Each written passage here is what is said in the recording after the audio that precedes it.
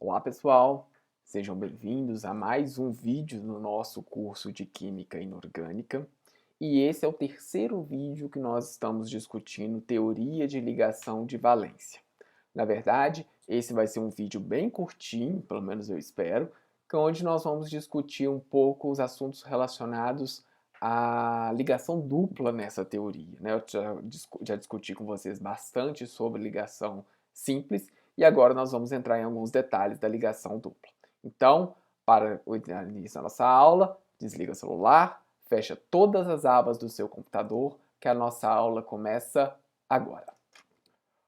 Bom, então, na última aula, né, e quem tiver dúvidas eu recomendo voltar, porque é uma aula muito importante, onde a gente discute a hibridação de orbitais, eu discuti com vocês que para algumas situações eu preciso considerar que a ligação química ela é feita não usando o orbital atômico puro, mas sim orbitais misturados, orbitais híbridos. Eu precisei disso, por exemplo, quando eu fui discutir com vocês a molécula formada entre carbono e hidrogênio. Se eu pegar a configuração eletrônica no estado fundamental, o carbono só tem 2 elétrons desemparelhados, então eu esperaria apenas 2 ligações químicas para formar a molécula de CH2. Além disso, como o ângulo entre os orbitais p é de 90 graus, essa ligação deveria formar um ângulo de 90 graus. E não é exatamente o que a gente observa, né? A gente observa o CH4 numa geometria do tipo tetraédrico.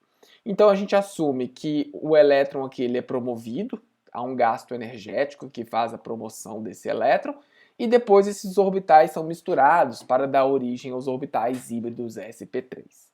E aí eu discuti com vocês um monte de outros orbitais, sp2, sp, sp3d2, sp3d. E se vocês tiverem maiores dúvidas, por gentileza, consultem a nossa última aula. Bom, agora nós vamos discutir então a ligação dupla dentro dessa teoria. Como que acontece? Dupla ou tripla, né? Bom, vamos pegar aqui a molécula de oxigênio. Como que eu vou explicar essa molécula usando a teoria de ligação de valência? Deixa eu pegar uma caneta aqui, canetinha, acho que vai ficar mais fácil. Bom, a gente assumiu, né, gente, que o eixo de ligação vai ser o eixo Z. Isso é uma definição. Então, se eu tenho o meu átomo de oxigênio aqui, ó, o orbital PZ vai estar aqui, e o outro orbital PZ do outro átomo de oxigênio vai estar aqui. E aqui, nessa região, eu vou ter os 2 elétrons sendo emparelhados, certo? Mas observe que agora, como é que eu vou explicar a outra ligação? Já que se o meu eixo de ligação é um orbital, é o eixo Z, os outros orbitais, um vai estar para cá, né? 90 graus, poderia ser o PX ou PY, e o outro vai estar saindo da tela do meu computador. Então, na verdade, a ligação que vai acontecer agora, a sobreposição de orbitais que vai acontecer, ela vai se dar não de forma frontal, como foi aqui a ligação no orbital PZ, mas de forma lateral, certo? É aqui que acontece essa interação, certo? Então, vai envolver esses orbitais e a ligação se dá de forma lateral. Então, um desses orbitais aqui seria o PZ, e a ligação seria exatamente aqui ao longo desse eixo. E o outro, a interação, ela é uma interação lateral, ok? Basicamente é isso que acontece. E aí vai explicar alguns fenômenos, né? Se vocês se lembrarem lá da isomeria cis-trans, né? Lá em química orgânica, ela acontece por quê? Porque se você não pode torcer, se você torcer a molécula, você quebra essa ligação. E como a ligação ela é muito forte, ela simplesmente não acontece. Então tá aqui. Aqui estão, e esses pares de elétrons não ligantes, né, na molécula de O2 seriam esses pares de elétrons que estão aqui. Certo? Então essa ligação, gente, quando ela acontece de forma lateral, essa é a ligação que a gente chama de ligação π.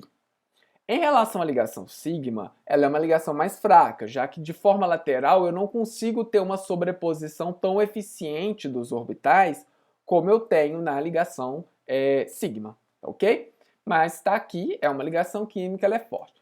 Do ponto de vista de simetria, mesma história. Se eu conseguir considerar o eixo de ligação, que é esse eixo aqui, ó. Se você fizer uma rotação ao longo desse eixo, tá vendo que o sinal da função muda? O azul vai para o branco vai para o azul. Quando muda numa rotação de 180, é porque a sua ligação é uma ligação do tipo π. O orbital envolvido é um orbital π. Basicamente é isso, ok? Então tá aí. É assim que se dá a ligação na molécula de O2. Os elétrons são emparelhados. Dois deles vão ser emparelhados em orbitais PZ, assumindo o eixo de ligação como sendo o eixo Z. E outros dois vão estar ao longo ou do eixo Y ou do eixo X, tanto faz nesse caso. Vamos pegar algumas moléculas orgânicas onde isso vai acontecer também, né? Vamos pegar aqui a molécula do eteno. Na molécula do eteno eu tenho 3 ligações sigmas e eu tenho uma ligação π.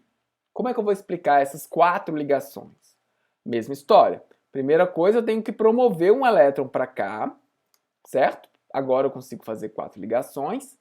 Só que para fazer as 3 ligações sigmas, e essas ligações vão estar apontadas na direção de um triângulo equilátero, eu vou misturar um orbital S com 2 orbitais P.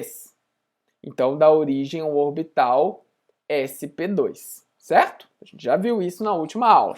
E sobra um elétron no orbital P aqui que não está envolvido na hibridação. É esse elétron nesse orbital P aqui que vai fazer a ligação dupla. Então a ligação dupla, ela envolve um orbital P que não está hibridizado. Então só para a representação, o que acontece? Olha, essa aqui é o esqueleto da parte sigma. Quando eu misturo o orbital S com 2 orbitais P, eu vou ter esses 3 orbitais sp2 que estão apontados aqui, que eu estou mostrando com o laser. Cada lóbulo desse, 2 deles vão estar envolvidos com uma ligação envolvendo o orbital S do átomo de hidrogênio. Um deles vai estar envolvido com um outro orbital sp2, que está aqui. E no outro átomo de carbono, novamente, os átomos de hidrogênio estão fazendo a ligação. E o orbital P, que não envolveu na hibridação, está aqui, saindo da tela do computador. E é ele que vai poder fazer parte dessa minha ligação. Bem semelhante à molécula do eteno, nós temos também a molécula do etino. Então, nesse caso, o que acontece? Eu tenho 2 ligações simples, né? Que é a com hidrogênio, cada carbono, né? Uma com hidrogênio e a outra com outro carbono. E eu tenho 2 ligações duplas.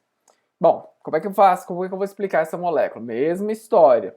Eu vou ter que promover aqui, né, para poder ter os 4 elétrons desemparelhados para fazer as 4 ligações. Só que agora, em cada carbono, vai misturar um orbital S com um orbital P para dar origem aos 2 orbitais sp. E vão sobrar 2 elétrons em orbitais P que são perpendiculares entre si. Então, nesse caso, o que vai acontecer? Na parte da ligação simples, os orbitais sp são esses que eu estou aqui mostrando com laser, né? Eu tenho um carbono aqui, tenho outro carbono aqui. Então, de um lado ele vai estar ligado com um átomo de hidrogênio, do outro ele vai estar ligado com outro orbital sp do outro carbono. Os orbitais P, um está aqui para cima e o outro está saindo da tela do computador. E eles vão se sobrepor para formar as ligações múltiplas. Tranquilo? Bom, gente, então, como comentei, essa era uma aula bem resumidinha, só para falar um pouquinho dessa ligação dupla. Esse quadro, ele mostra as principais hibridações que nós vamos ter para explicar as geometrias que a gente observa nas moléculas. Só gostaria de chamar a atenção, tá, gente? Que geralmente a gente fala assim, a molécula tem geometria tal porque é essa hibridação. Na verdade, o que você tem que ver é a questão energética. A geometria adotada pela molécula, né, é a geometria onde ela vai estar mais estável, tanto do ponto de vista de eletrônica, fazendo mais ligações, quanto do ponto de vista das repulsões espaciais que podem vir a acontecer. Então, a hibridação é o meio com o qual os orbitais se ajeitam para permitir esse estado de menor energia, que vai refletir em uma determinada geometria. Então, quando você mistura um orbital S com um orbital P, você vai ter uma configuração linear, sp2 trigonal plana, sp3 tetraédrica. Lembrando, né, gente, isso aqui seria o arranjo. Então, você pode ter aqui tanto geometria tetraédrica do CH4, quanto uma piramidal do NH3, quanto uma angular da molécula de água. Em todos os casos, seria uma hibridação do tipo sp3, lembrando que pode variar um pouco, né? Pode ter um pouco mais de caráter P, um pouco menos de caráter S, e assim vai. sp3d é para um arranjo do tipo bipirâmide trigonal, e sp3d2 para um arranjo do tipo octaédrico. Então, para encerrar essa parte de TLV, sobre moléculas simples, né, que já o próximo vídeo vai ser TLV aplicada a complexos, gostaria de chamar a atenção que o conceito de hibridação ele não aplica a um átomo isolado. Se você pegar só um átomo, esse átomo não vai adotar uma hibridação específica. Hibridação é um conceito que envolve um átomo em uma determinada molécula. E é aquela história, vai muito no sentido da ressonância. Na verdade, é um conceito que é utilizado para explicar uma observação experimental. Bom, então a hibridação ela envolve pelo menos 2 orbitais atômicos de um mesmo átomo, tá? Então, o orbital híbrido e um orbital atômico são coisas diferentes. Eles têm formatos diferentes, eles têm direções diferentes, tá ok? O número de orbitais híbridos gerados é igual ao número de orbitais atômicos envolvidos. Então, se eu misturei um orbital S com 3 orbitais P, ao final eu tenho 4 orbitais sp3. Se eu envolvi 2 orbitais P e um orbital S, ao final eu tenho 3 orbitais sp2. O processo de hibridação envolve energia. Eu mostrei vários casos onde tive que fazer a promoção de um elétron em orbital S. Contudo, essa energia ela é compensada ao final do processo. Ela é compensada ou fazendo mais ligações químicas ou diminuindo a repulsão entre espécies na mesma molécula. Tá ok? E quando você vai pegar uma molécula com mais átomos, aí você vai ter uma mistura de várias coisas, né? Vai ser orbital híbrido misturando com orbital atômico e assim sucessivamente. Bom, pessoal, eu espero que vocês tenham gostado desse vídeo, dessa última parte. No próximo vídeo a gente vai avançar um pouquinho mais falando disso aplicado a complexos. No mais é isso, eu vou encerrando por aqui. Um forte abraço para todos, fiquem bem.